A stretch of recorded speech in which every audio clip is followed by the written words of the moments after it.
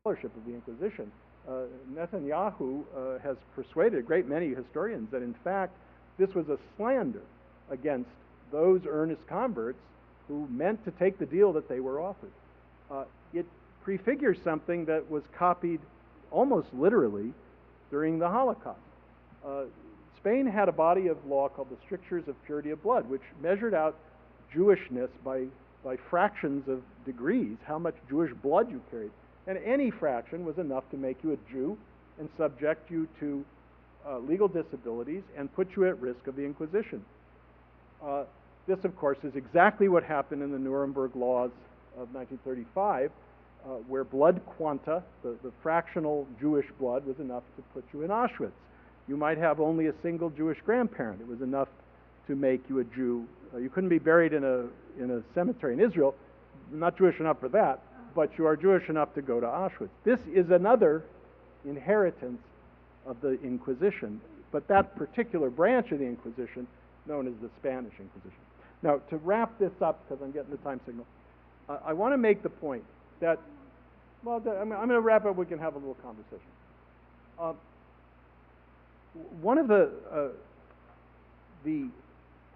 conditions that are necessary for the inquisitorial enterprise to take root is a simple fact of pervasive general fear. It was the mission of the Inquisition to excite the anxieties of the general population, to paint the threat of the heresy as an existential threat. As a result, those people called heretics were accused of doing terrible, terrible things, which in fact they did not do.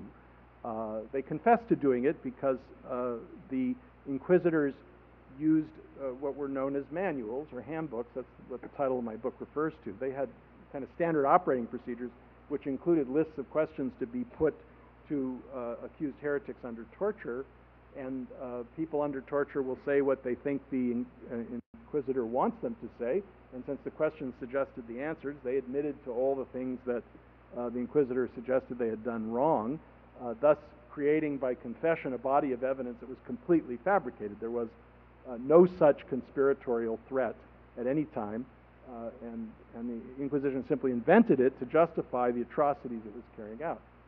This has been true in Nazi Germany and Stalinist Russia. The people who went up on the show trials were accused of being wreckers, as you may recall. Jews were accused of being parasites and vermin who were polluting German society. It was always necessary to excite the anxiety of the population to justify these excesses. This, of course, is precisely what happened in another example that I look at in my book, the internment of Japanese Americans during World War II. There was a real physical threat to the United States of America in the form of attack on Pearl Harbor. That actually happened. Nobody can deny that.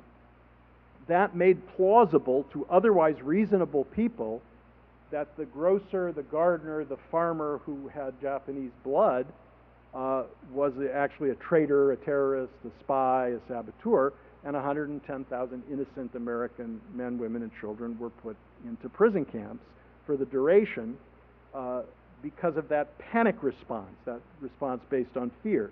And it was plausible enough that all the way to the White House and Franklin Roosevelt and all the way to the United States Supreme Court, these internments were held to be legal and justified.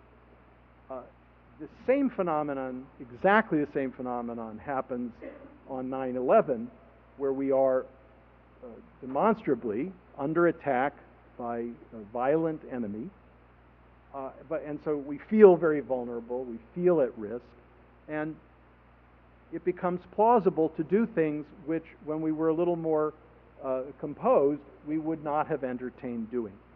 That's when the inquisitorial toolbox is put to use.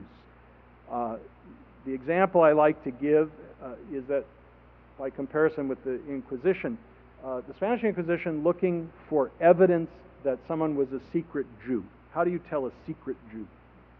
They would rely on evidence, for example, in one very famous incident, of a woman who habitually changed her underwear on Saturdays.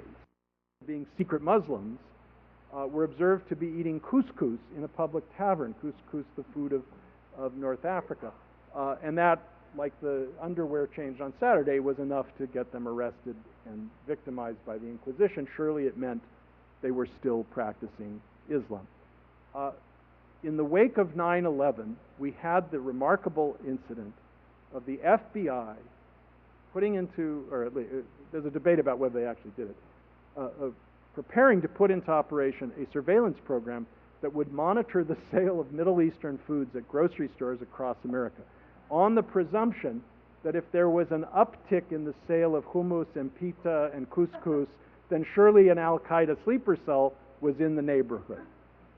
This is precisely the way the unreasoned panic response to a perceived threat, perhaps based on some measure of reality, is turned into an irrational weapon that victimizes wholly innocent people.